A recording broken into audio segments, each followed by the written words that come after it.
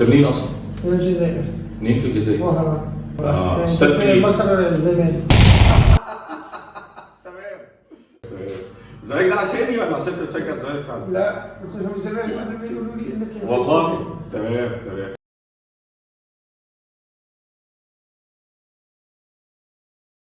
السلام عليكم. صديقنا الجزائري اللي بيشجع نادي الزمالك شرفنا عشان بيعاني من عدم تناسق أجزاء الأنف مع بعضها البعض.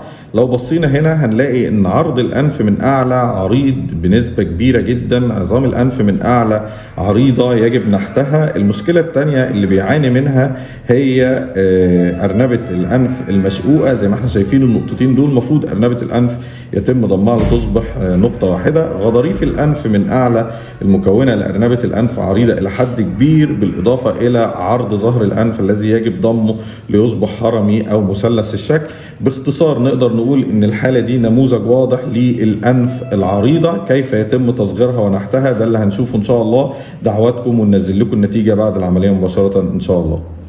شكرا لدعواتكم الجميلة. صديقنا الجزائري اللي كان بيعاني من كبر عرض الأنف سواء على مستوى العظام أو مستوى أرنبة الأنف أو مستوى عرض الأنف من أسفل، قاعدة الأنف من أسفل، تم تصغير عرض الأنف في المناطق الثلاثة. عظام الأنف من أعلى تم نحتها وضمها زي ما احنا شايفين لتصبح أنف منحوتة.